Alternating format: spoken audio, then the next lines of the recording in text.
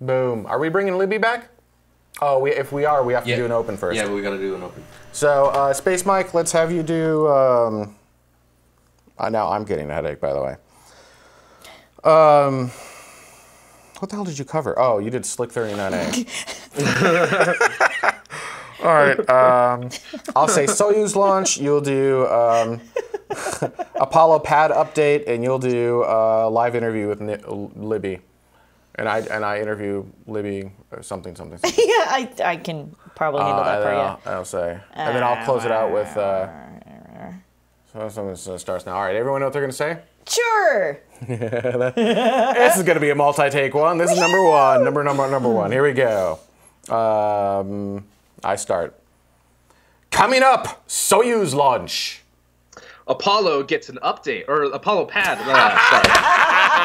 Apollo gets an update. That's awesome. Wow. We're building some new stuff I so want to. Oh my God! I want Apollo back too. Crap out of that episode. This is two. Coming up, Soyuz launch. An Apollo launch pad gets a new update. And I interview Space Tweep Lori. Garver. I don't know who. Lori Garver. Lori Garver. That would be amazeballs. That's three. I think we've. If we ever get Lori Garver, Carrion is not interviewing three. her. All right. Coming up, Soyuz launch. The Apollo launch pad gets a new update. And I interview Space Tweep Libby Doodle. Stay tuned. Tomorrow begins right now. Boom. See, third time's a charm. Third time, something. Yeah, actually, I agree. Before we continue, I felt like Space Mike's audio was lower than ours. I don't know why. Yeah, they're all agreeing too. Can you boost him? He definitely doesn't have as much. Part of it is he doesn't have as much presence as we do, right? Because I'm just kidding. I knew you meant the technical term. Well, no, I meant it in like I just am that amazing everywhere I go. You're welcome for not making any sort of comment about you saying. Talk again, Mike. Hello, testing. One, two. All right, that seems more equal. Does that sound good to everyone in the chat room? We're gonna do number, what was this, 4? All right. Coming up, Soyuz launch. The Apollo launch pad gets a new update. And I interview Libby Doodle. Stay tuned. Tomorrow begins right now. That better? There you go. Oh, my mic is getting pulled into my shirt, if you're wondering why. Like, so I'll end up like this half the show. There we go. Noe, you had it right the first Thanks, time. Space Mike. We'll Good see you in a show, week. guys. Thank All you, right. Mike. Have a good one. All right, we'll talk to you later. See ya. All right, let's bring Libby back. Boosh. Color bars. Skype. Color bars. Skyper bars. Space Tweep, somebody who is on Twitter and speaks about space. Note that I cut it in the last take. Well, hi there. Welcome back. Hello. We figured we'd just call back randomly. Hey, I was sitting here just, working. Wait, working? What's with the air quotes? Wait, that's what we do. Yeah, no kidding. So we actually had a couple more questions that didn't quite belong in the show, but I figured we could ask now. One comes from Uncle BS asking if you're coming to USSRC. I don't know what that is. United States. Oh, the U.S. Space and Rocket Center in Huntsville. Oh my God, that is the worst acronym ever. Yeah, it kind of is. No, there are worse. Are you coming to USSRC, the Rocket Center, in July? In July. At this point, not to my knowledge. I know there's a group of space tweeps that are planning some adult space camp adventures. I was part of that planning group last year, and this year I can't afford it. But if something changes, I will be down there. This one comes from Twicked and is a little tongue-in-cheek, but a little hilarious anyhow. It says, to give the kids accurate learning experience, do you also cancel projects near the end due to budget issues? Okay, so actually, I saw that and tried to not laugh on air. I read that and was like, you guys suck so much right now. Dude, it's our chat room. It's our chat room. What do you want? It is a little hilarious, and that did happen with Constellation, kind of, or Cancellation, whatever you want to call it. So what I can tell you is that I've joked about doing that in one of our 4th grade programs, but we do have sometimes things fall apart and go wrong in missions, and kids think that we're testing them. Nice. One of my favorites was that I'm mission commander in the simulators, and computers at different stations just started dying, and the software started crashing, and the video cut out. So I'm running around, opening up the backs of stations, flipping Macs on and off, changing software, and I'm at my station. On the opposite side from me is the kid on the navigation team, and he's got his headset on, and he leans over the station so that he can see me, and I'm down on the ground, like, trying to fix computers, and he goes, "You're testing us, aren't you? You're throwing a lot of stuff at us to see how we can handle it." And I looked at him, and I was just like, guilty. Yes, I am. And how are you handling it? Good job. And then he told this partner on the headset, "They're testing us, and I think we're doing great because they keep throwing more at us." All right, that's adorable, by the way. Uncle BS asks, what's next on the bucket list for Libby? What's next on the bucket list? Going to space, walking in the Macy's Thanksgiving Day Parade. All right, how are you going to space? Who are you going to? Are you doing like a little 5-minute jaunt on like a Virgin Galactic or an X-Core? Are you going up to the space station via a CST-100 or Dragon V2? How are you going to space? What's your plan for space? Still working on that plan. I want to go all the way up to ISS. I'm probably going to just have to get rich and go with some commercial space company. You have Except to go I work in education, so I'll never get rich. You have to go before. Curses. No, but in education, you can use that as the way to get up there, right? Especially on like zero-G flights. They'll bring teachers up all the time. So zero-G flight is actually on the bucket list and actually something I'm going to start pursuing, as is the Macy's Thanksgiving Day Parade. Going to outer space is kind of high on the bucket list, but... Literally high on the bucket list? Literally high? Outer space high. Literally. That's 2 in one show. I know. I can't even shows, believe that you said floating out, then you're like, floating. What's the Macy's Thanksgiving Day Parade? Who doesn't want to walk in the Macy's Thanksgiving Day Parade? I don't want to walk in the Macy's Thanksgiving Day Parade. It's on my bucket list. It's just novel and cool. I put random things on my bucket list. All right, because what else? You have played musical instruments at Disney World, so yeah. Macy's Thanksgiving Day Parade for you, not as big of a deal. No, I know how awful parades are. Oh, stop. Goodness. I'm really having problems with my shirt. Okay, we're gonna do this. A little less awkward. There we go. Sorry for the. Any other fun things on your bucket list? I haven't seen the Grand Canyon yet, so I want to do that. Obviously. I would love to do voiceover for some animated anything. Oh, that's a good one. That's a good one. Yeah. Yeah, I have just random stuff like that on my bucket list. All right, what else do we have in here? Okay, that doesn't apply. What didn't I ask that I should have? No, nothing. You did good. You skipped You should not have asked the cancel projects near the end during the show. I read it though, and I was like trying to. To Wicked, that is hilarious and wildly inappropriate for the regular show. It's terrible. Oh, have you ever thought about working with Kerbal Space Program to make a Kerbal Space Program education version for schools? Although, isn't it already an education version? There is an education version. So here's with me and Kerbal. I know as soon as I start playing it, I'm going to get sucked in and be able to do nothing else. So for me, it's a matter of just like making the time because I know it's going to be a really good connection once we do it. I need to reach out and see what other Challenger Centers, if any, are doing stuff with Kerbal right now. That would so if you ever I generally don't talk about SpaceX, but here's a little Easter egg for SpaceX stuff. If you watch the webcasts before the webcast begins, we have this blue stars animated with the SpaceX logo. If you listen to the music, sometimes I will sneak in a Kerbal Space Program song. So like the "We're in Outer Space" song for KSP, you get a minute of it, and 2 launches ago you got 18 seconds of the main theme right before we started. Just kind of slide in a little KSP for people. Sneaky. Yeah, I dig. So funny. The one thing I didn't touch on, and I'm kind of sad that I sort of glossed over it, was I didn't realize that there were challenge centers around the world. Oh, neither did I. Yeah, there's one in South Korea, there's Canada, there's England, there's many of the U.S. states. There's one in Kenai, Alaska, one in Hawaii, that is the Ellison Onizuka Challenger Center, which is very cool. And I know they had been looking at some other international sites a few years ago. I don't know what became of those, but yeah.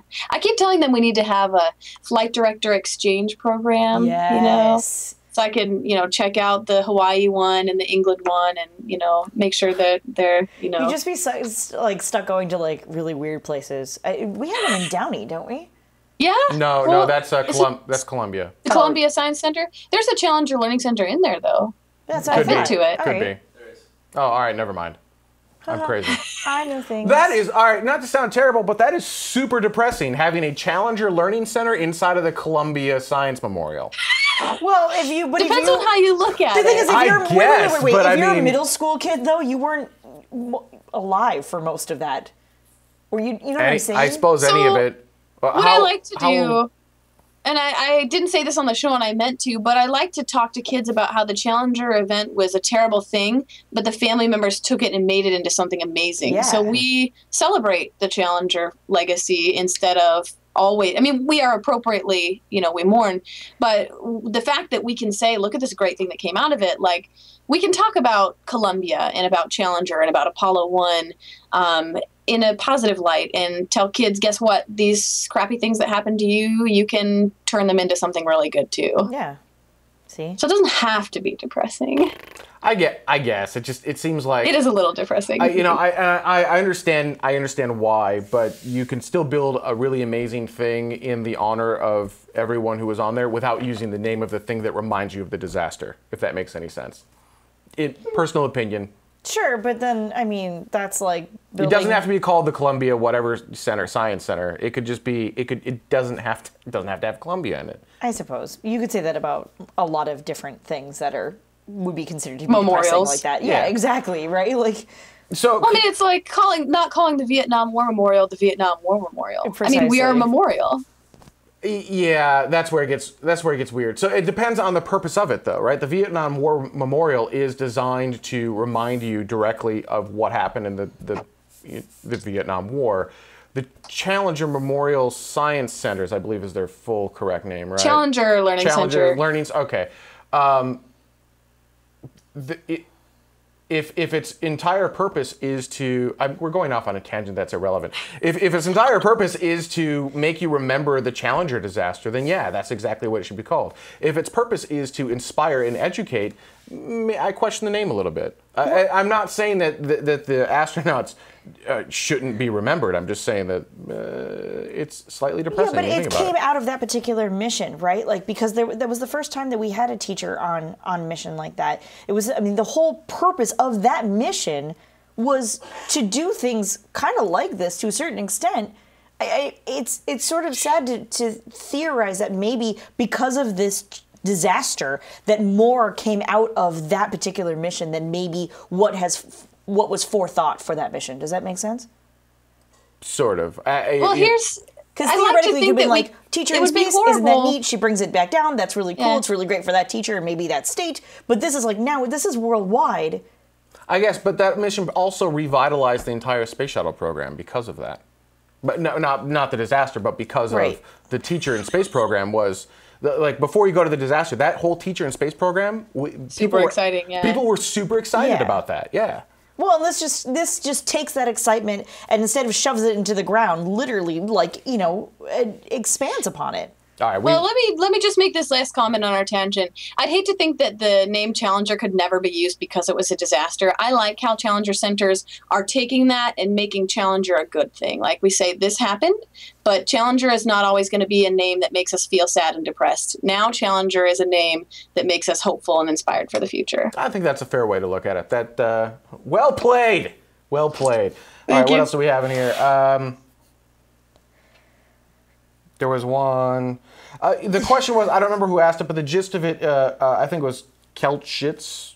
How do you say that? Keltschitz. Shiz.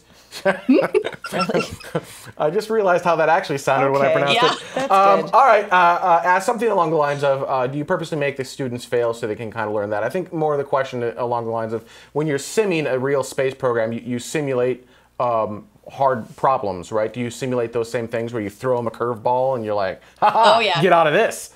Yeah, we definitely throw anomalies at them, such as an oxygen system failure or an air pressure emergency. And with our public missions, Rendezvous with the Comet and Voyage to Mars, it's pretty straightforward. But with the school mission, halfway through the mission, we always throw a really big curveball at them that the kids have to work together and solve. Maybe there's a dust storm on Mars that's going to, totally interrupt their mission objective, or with Comet, something dangerous happens that causes us to evacuate the space station before we've completed the mission, and all the kids think they failed. And then we look at the data and we look at what happened, and actually something very good has happened, and we're allowed to continue our mission, and it's better than before. And so that kind of shows them about not giving up as well. But we make them think they failed. Kids used to cry. I used to make kids cry, and I was like, I took to my director and I said, I think we're a little too hard on these kids. Maybe we could lighten it up a little. If you give them an oxygen failure, do they hold their breath?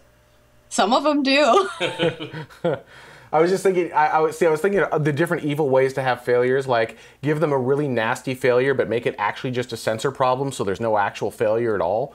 So you really have to back out of like, wait, what's actually going on here? Yeah, that's one of the kids. Can I tell you a story about an oxygen failure that we had? Yeah, go for it. So this is one of my favorite stories from working here. When I was first hired, you begin by observing other flight directors running missions, and then they train you how to be the flight director in mission control, which is a little bit easier. Then you're trained to be the mission commander in the space station. The mission commander runs the computer software that controls everything. So you are in control of the mission when you're mission commander. So I had observed my boss a few times. Remember, this is my first big girl out of college job. I'm only 21. I have my first office. So my first day soloing as mission commander comes up, and I'm in the space station with the kids. Things are working I'm a little nervous, but they're working pretty well. And in our space station, we have the way we enter the space station are these really cool airlock doors where you push this red button and the door like in Star Trek. Oh, yeah. So we have a hallway with a series of these doors that we walk up to get to our space station. And then there's this secret back door that's camouflaged into the wall that takes you into the hall in case of an emergency or kid needs to use the bathroom or something like that. So here I am in my first solo mission as mission commander. I'm a little bit nervous. And we have the oxygen emergency. It's the second half of the mission. So sirens are going off, red lights are flashing, kids are freaking out. And what you have to understand about this story is that we're on the campus of the community college, and the president of the community college at the time loved to show off our Challenger Center. He would bring visitors, board members, local congressmen at one point. He would bring them through for tours at any time. So I'm in the space station, kids are freaking out, red lights are flashing, and one of the airlock doors opens up, and the college president walks in with 3 board members. Every kid in the space station's head turns to the president, and they start screaming at him like, "Oh my God, you're letting all the air out of the space station. It's your fault that we're going to die." And these kids are like running all around, and they're like pointing their fingers at him, and I'm trying to tell them, "Kids, follow the directions to reset the system. We'll be okay." And they're all screaming at my college president that he's going to make them all die and fail this mission. And so eventually they fixed the oxygen system. We shut off the sirens and the lights, and they went back to work, and I came over to my college president, and I said, we've got this back door. It'd be really great. If you would want to come in, you can come in at any time, but how about use the back door instead of the airlock door next time? It can only go up from here, right? So. Oh, it can only go up from here? The space you like only go up from here? That's 3 in 2 shows. In space, there is no up. Oh, that's 2.5 in 3 shows. 2.5 in 3 shows. I'm taking it anyhow. Any other fun stories like that? That was awesome. Oh, man. Put you on the spot. So Give me interesting stories now. Now, right now. Well, when we have the oxygen emergency, what happens is the oxygen system is about yay high, and the cameras in mission control, we've got monitors, will zoom in on that oxygen system. And the kids in the space station don't always realize that their oxygen system is on the big screen. It's got some pipes and some lights, and what they're supposed to do is flip switches to change and reroute the system. And the life support team is the team stationed there at the oxygen system. So one day when I was the flight director in mission control, we had the oxygen emergency. The oxygen system comes zoomed up on the big screen. We send them the image of how to fix the system, and we're waiting for them to do it. And all of a sudden we see these two little boys come on screen. They're about 5th grade boys. They were the life support team. One head comes on in here, one head comes on in here, and they're freaking out like this. And one kid grabs the other and starts shaking him by the shoulders, and they're screaming and like running around instead of solving the problem. And every kid in mission control who was watching just lost it. They were laughing hysterically, and the siren is flashing, 2 minutes of oxygen left. And these two boys, instead of solving the problem, they're just like freaking out on camera, and their heads are giant because the camera is zoomed in on them, and they're on every single screen. And then finally one of them like gets a hold of it, and you see like this other kid from another team rush onto the screen and start flipping switches and taking care of the emergency for them because the boys on the life support team could not handle it on their own. And I'm in mission control trying not to laugh. I'm like, life support team, have you sent the image already for how to fix this? Oh, they loved it. The chat room seems to love it. They want to take the entire TMRO community over for a field trip, and I think they actually want to run the simulation themselves. Yes. Bunch of kids. All y'all. Y'all should. We do social missions on request. We do public missions, and then for a while around April Fools, we did the comedy mission where we'd take our standard mission and make it really goofy. So there were like Furbies in the isolation chamber. Oh, that's awesome. Nice. The medical team finds an outbreak of dance fever, and so then Spirit in the Sky comes on the speakers, and they have to dance this virus dead in the space station, and aliens try to board the ship, and then the probe dies, and you have to use the Force to fix it. Just all these like completely absurd. Oh my God! Stuff. I totally want to use the Force to fix a problem on a simulated space station. Come on, Ben. You're telling me you don't want to do this? No, of course I want to do this, but I'm the commander. That's how that works. Oh, I want Spock's chair. Not Spock's chair. Kirk's chair. Are you talking? I am not. Well, I have that. I know. So someone linked to the thing, so they've got the. Oh yeah, I retweeted that great photo from Terry. Yeah, absolutely. So that was the image up on my screen. Let's see here. Yeah, my coworker in the office across from me is a huge Trekkie. So we went to the costume store the first year we ran the comedy mission looking for a Darth Vader suit because we were going to shoot Nerf guns at Darth Vader. And they didn't have a Darth Vader suit. But instead, he said, I've got this trunk full of old Star Trek shirts that we're getting rid of. Do you just want them? So we have some blue shirts and some red shirt and a gold shirt. And so in our medical station for the comedy mission, we put out like a voodoo shaman medical man stick. We have a pill bottle full of M&Ms. And then we put the Bones McCoy shirt there, too. And they can dress up if they feel the need. That's awesome. That's fun. All right, I think we've purged through all the questions in the chat room. Oh, my God. Okay, here we go. So Tawicked asks, Trek, Wars, or Gate? I'm going to extend that to Galactica or Firefly. Oh, I like them all, but I probably know the most about Star Wars, so I probably should say Star Wars. When I was a kid, I hated reading, and some of the things that helped me read were these like middle school level Star Wars mysteries about Obi-Wan and Qui-Gon when Obi-Wan was a young Jedi, and I was super into that. Read them all, became a reader. Nice. That wasn't one of those choose your own adventures where you have to skip to the other, like, now go to page 87 and you flip over to... It wasn't, but that would be awesome. A Star Wars choose your own adventure. Right? Yeah. Big B asks, is there one in North Carolina? I assume the Challenger Center. Yeah. Yeah. There's one in one of the Carolinas. It might be South Carolina. But if you want to know where a Challenger Center is near you, if you go to challenger.org, there's a map of all the Challenger Centers. So we could make sure of that later. They told you to propose a Challenger Center in space and then volunteer to run it personally. That's how you get to space. If you knew how many times I have already proposed that. We need a Challenger Center on station. Oh, why don't you know this? Challenger Center on the moon, that's going to be The National Network develops our scenarios, and one of the ones they're working on is called Lunar Quest. And I was like, guys, new idea. Challenger Center on the moon, run the Lunar Quest mission. Perfect. Nice. So where is the galactic headquarters for Challenger Center? The national office headquarters is in Washington, D.C. right now.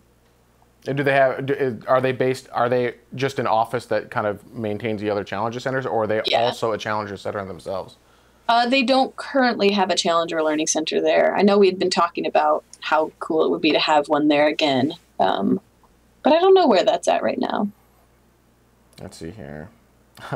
Destructor 1701, can an overweight 29-year-old join a sim? Yes. We had Scott Altman, he was the commander of the last 2 Hubble space shuttle servicing missions in the space shuttle, excuse me.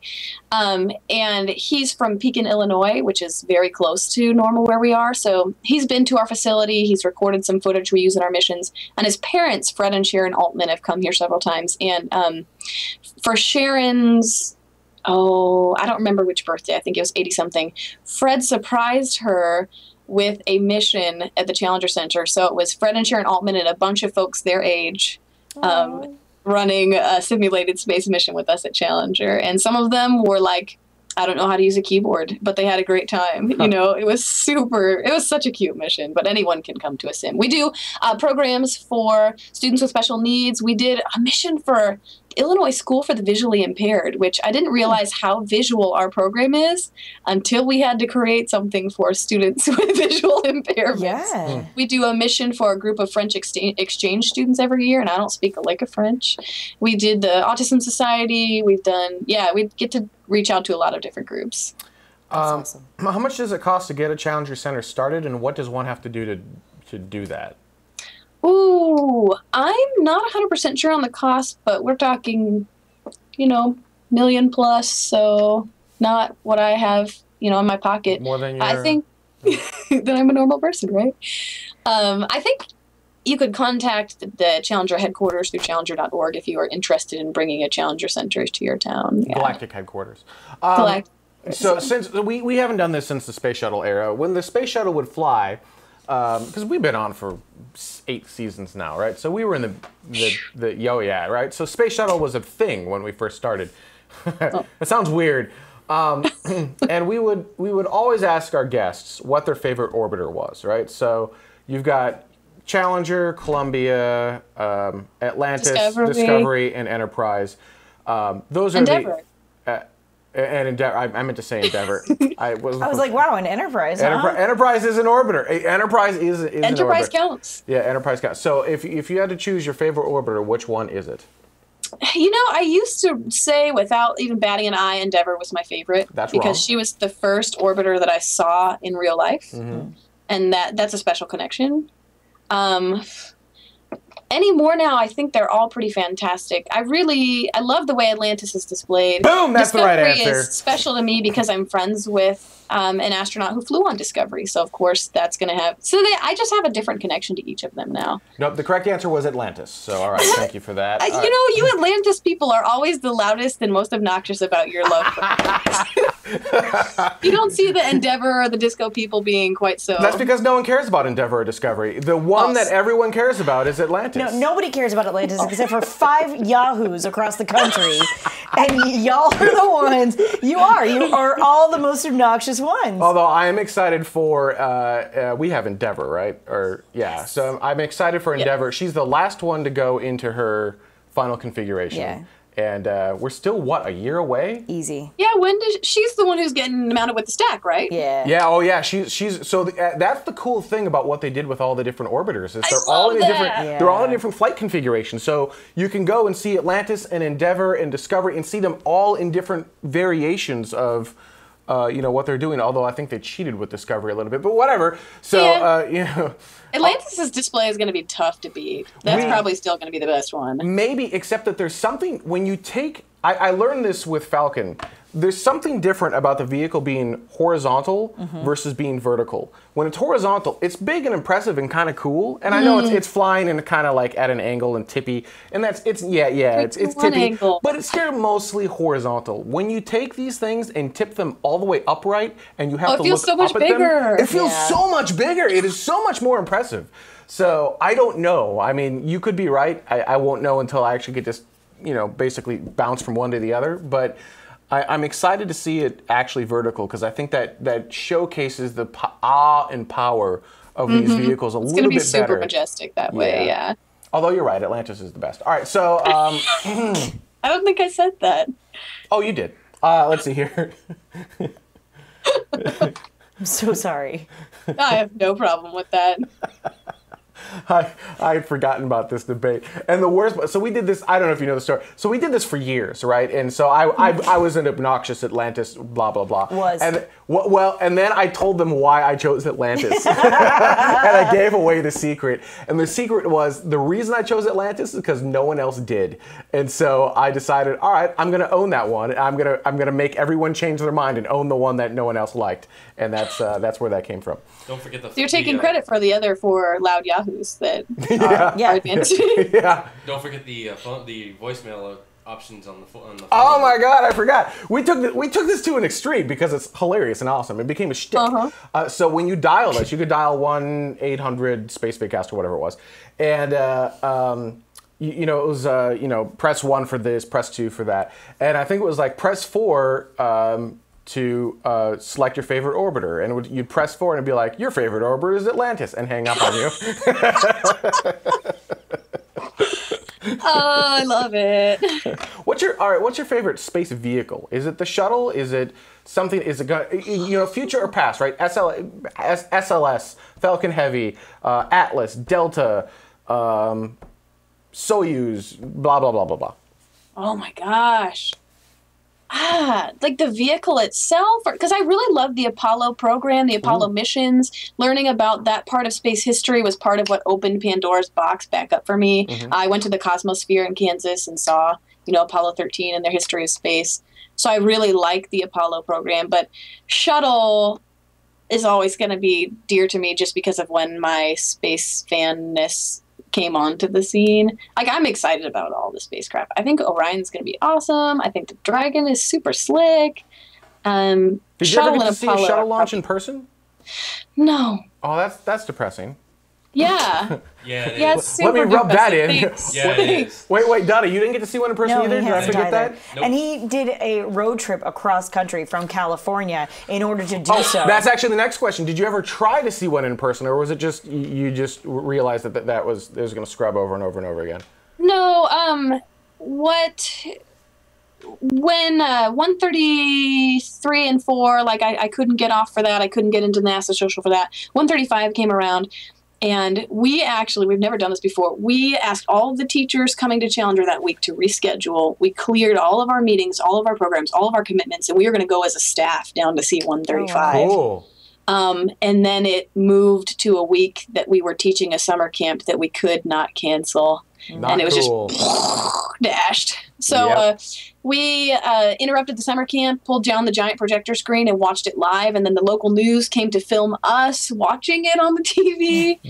Boom! They could have ripped a hole in the space-time continuum by doing that. I wish they had. I maybe could have traveled down to Florida. But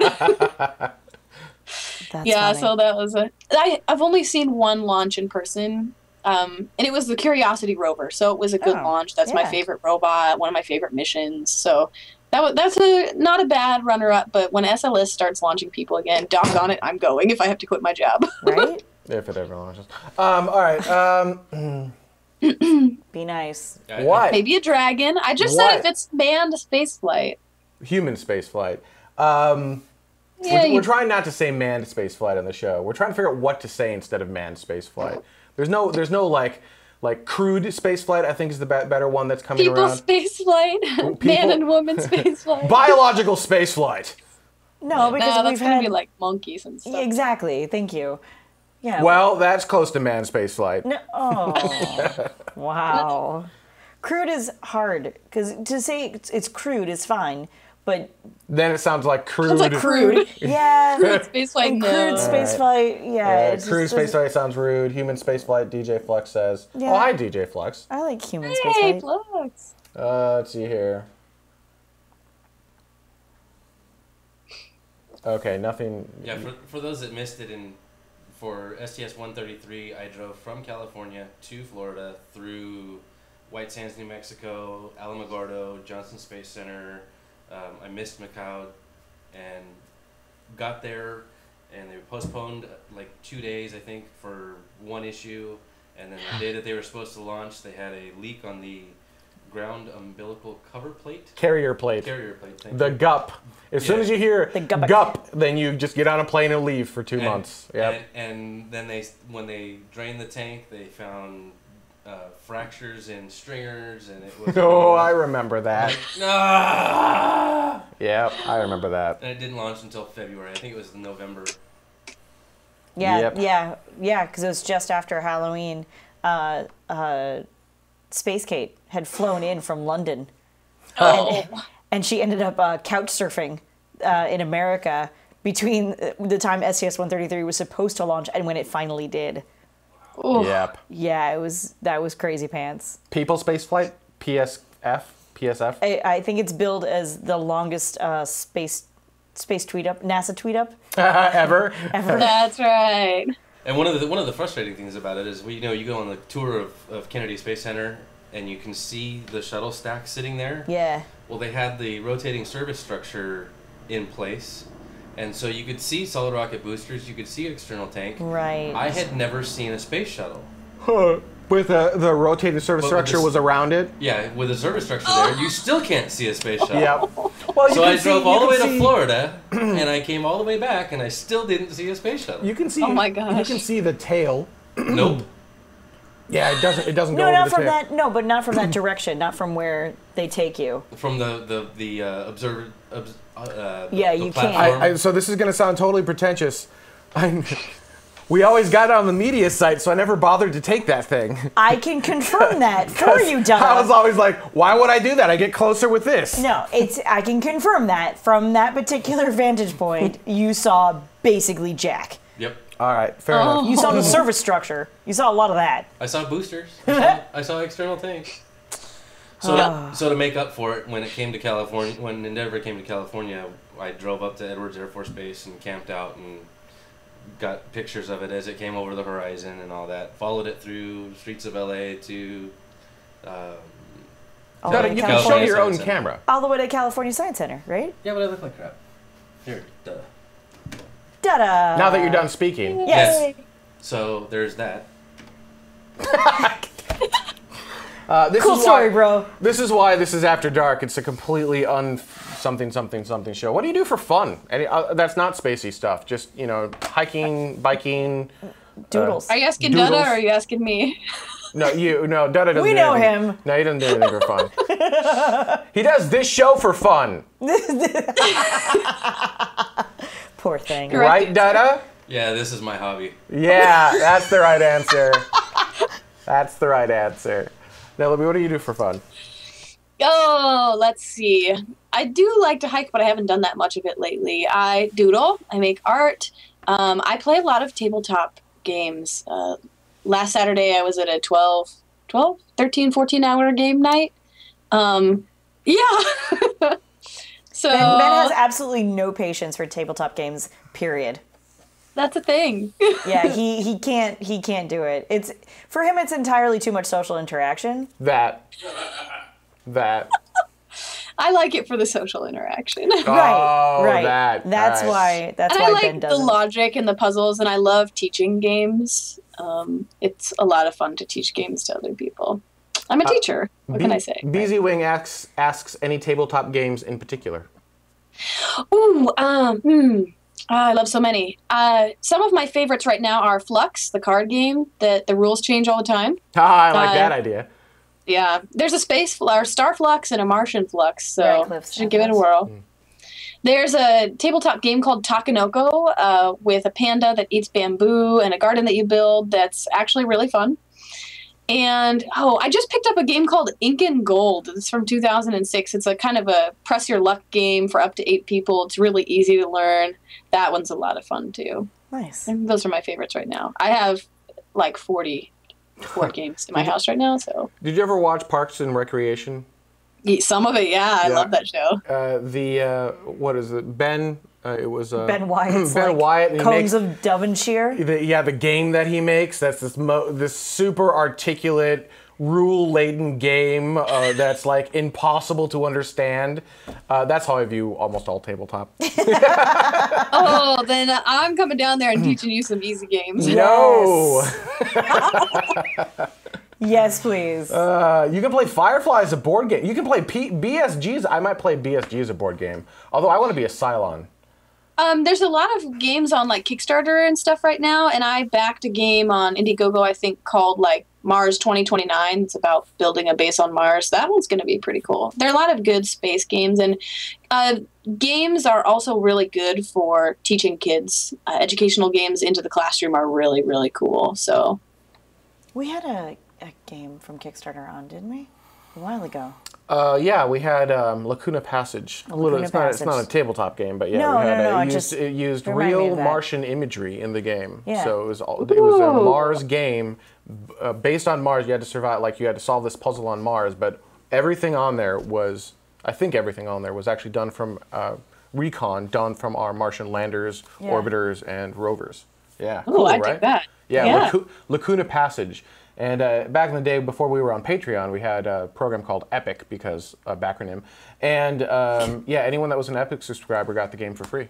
I think you can still. I think it either just came out or is about to come out. Yeah. Yeah, fun I'll have stuff. to look into that. BoardGameGeeks.com. Why am I giving Dada a blanket? Because he's sick. He needs to go home. Oh, actually, that's a good question. Destructor1701 asks, we're going to wrap this up soon because Dada needs to go home. Yeah, I know. Everyone feel bad. Dada. Everyone feel bad for Dada. Oh. Thanks, guys. Libby, do you watch Will Wheaton? Say Will. Will? Say Wheaton. Wheaton. Say Will Wheaton. Will Wheaton. Do you watch Will Wheaton's Tabletop? I sure do. Yeah, I bought a bunch of games that I've seen them play on Tabletop. It's a great show. You should go on Tabletop. You should actually be like, and science. He would like that. I'm not famous enough, but man, that's on my like bucket list of things that'll never happen. Meet Will Wheaton and be on Tabletop. I disagree with all of those words. So the thing is, famous people don't only hang out with other famous people; they hang out with other people that they enjoy hanging out with. And if as long as you're not just like, oh my God, you Will Wheaton, right? It's really hard to do in that voice, by the way. I think you should do all your shows in that voice now. Welcome to tomorrow. Let's talk about some launch coverage. I triple dog dare you. Oh my God, I am out. I'm done.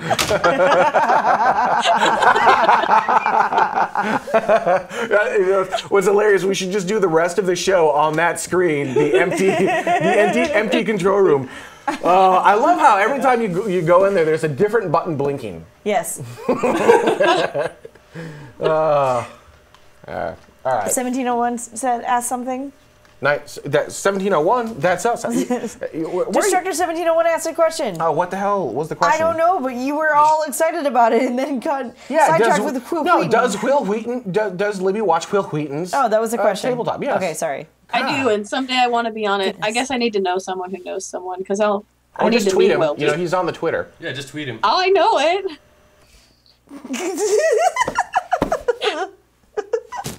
All right.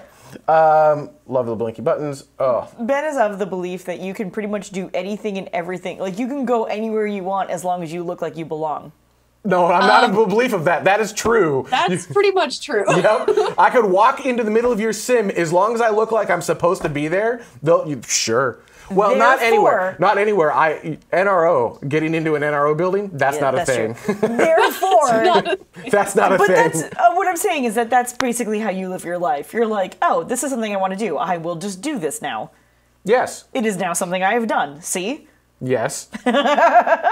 I'm getting more like that in life. Good for you.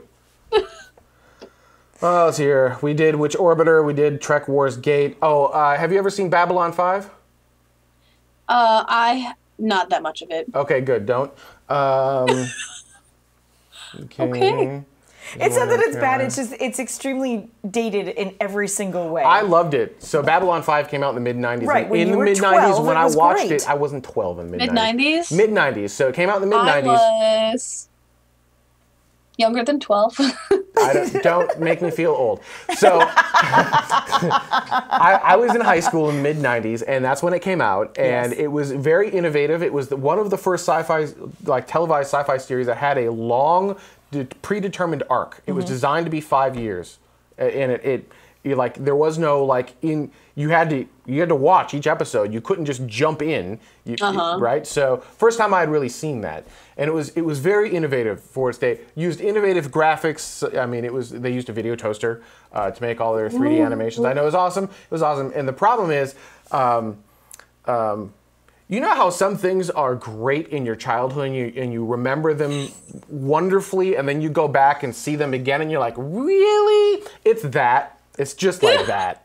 Yeah, so if I didn't have it in my childhood, will it be wonderful to me now? It will be terrible. Or is it just going to be really? It will be really bad. You will hate it. If you loved it in your childhood, for those of you watching live, if you loved Babylon 5, do not go back and watch it.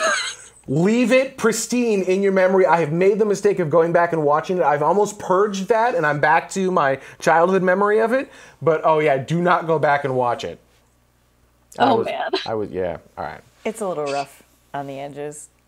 Yeah. In the acting. All right, what else have we got?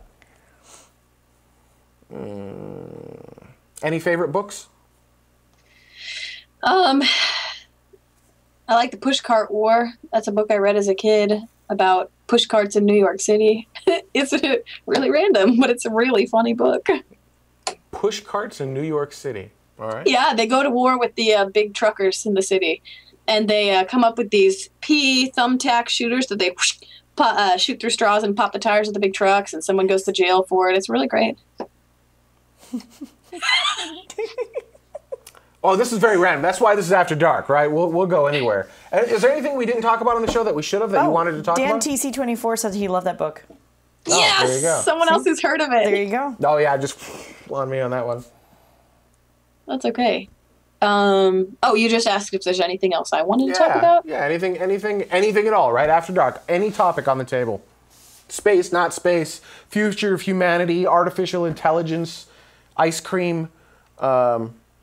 Oh, hey, do you watch the Tonight Show with Jimmy Fallon? Of course. Good, correct answer. Yes, no. So I did not like the Tonight Show with Jay Leno.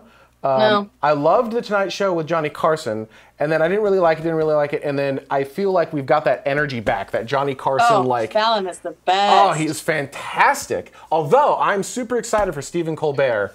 I don't know if he's out yet or if I haven't seen any of the episodes, but Stephen Colbert late night will be... that will be pretty amazing, too. we are in an era of, maybe it's just because we're growing up now, and these are kind of the people we grew up with, and so we're getting rid of the old fogies and putting our newer guy. But I don't know, I feel like Jimmy Fallon just is across all age groups. He is so... I listened to a really interesting podcast yesterday from Radiolab that was actually about professional wrestling, but they talked about... I'm an eclectic person. We watch wrestling for a very long time. Do you watch wrestling?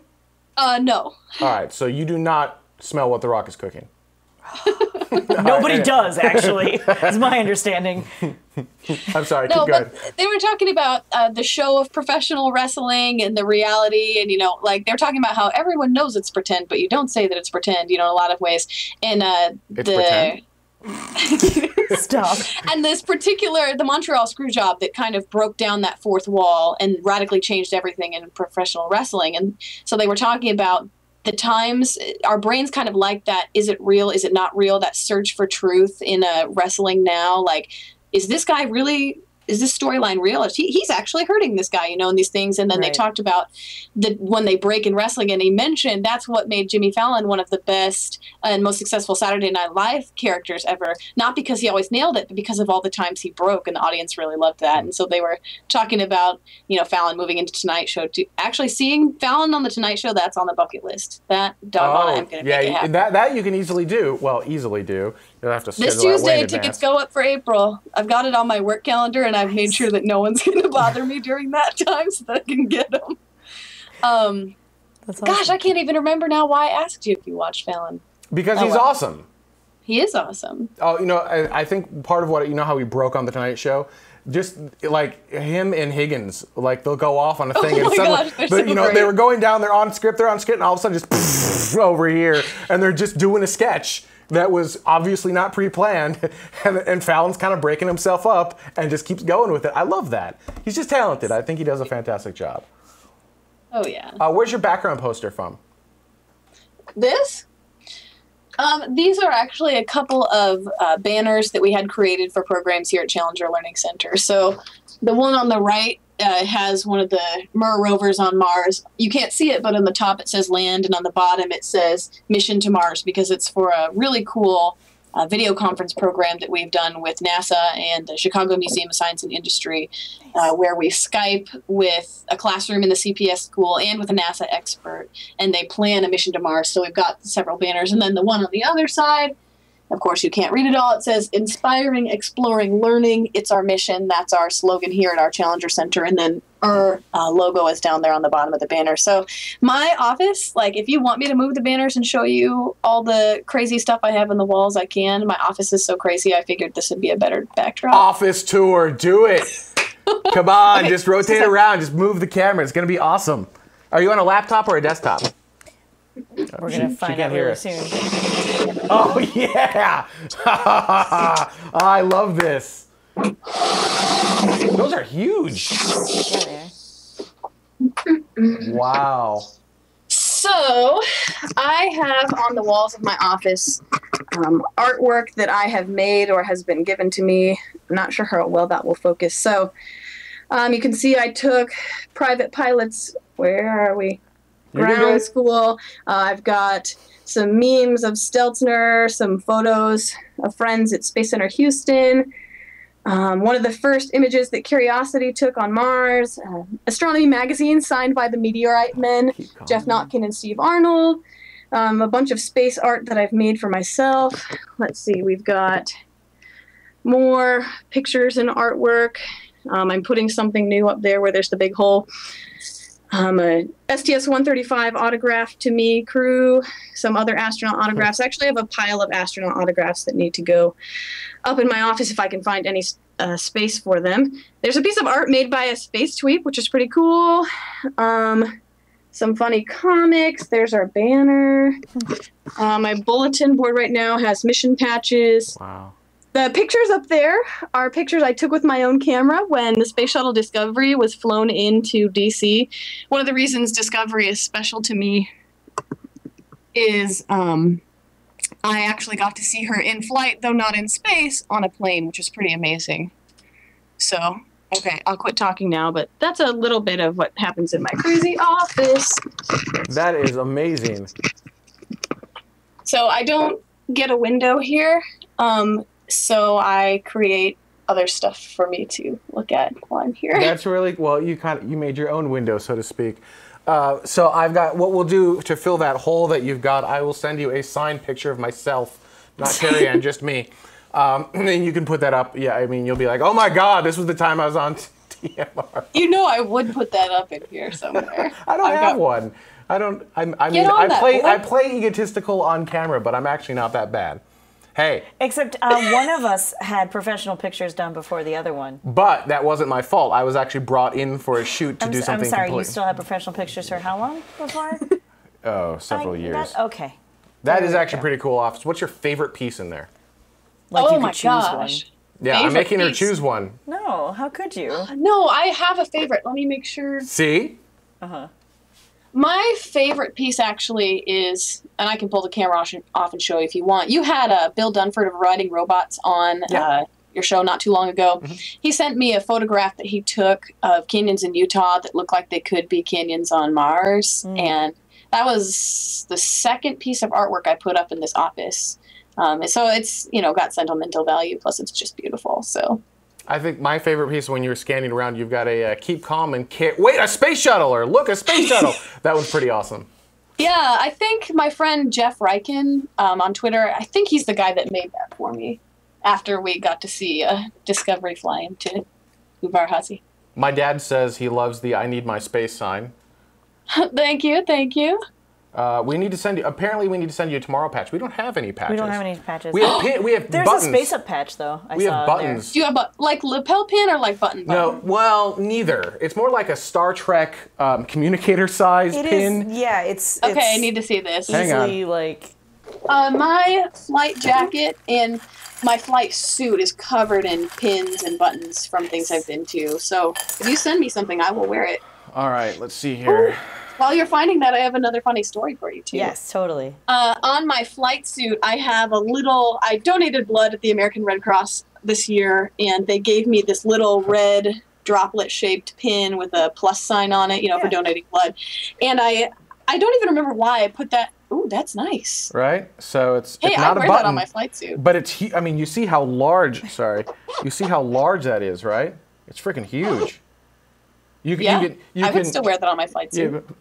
You bloop, mission control, beam me up. All right. There you go. So I'm sorry, you're telling a story. Oh, yeah. So I had it's still on my flight suit, which is on my door, the little Red Cross blood drop pin with the plus sign on it. And a kid in a mission, a 5th grade boy, he was on the medical team, and he asked for help. He kind of raised his hand and flagged me down, so I came over to ask to help him with his situation. And he saw the pin on my flight suit, and he asked me, "Are we going to be taking blood samples on this mission?"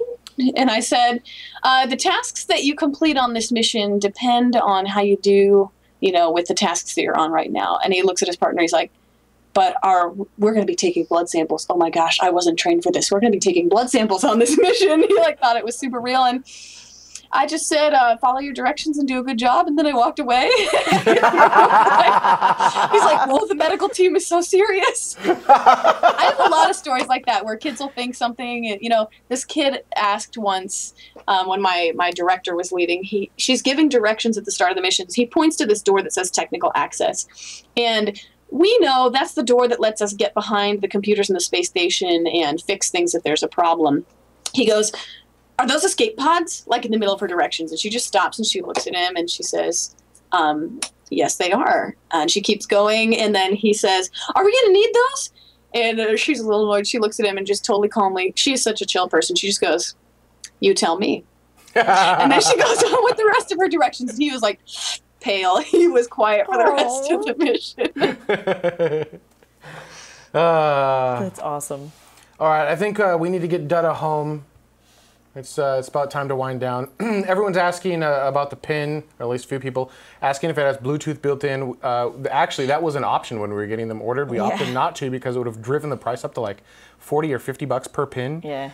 It would have been kind of cool, right? Because you could have worn it and gone bloop, right, and had it act as a something, but no.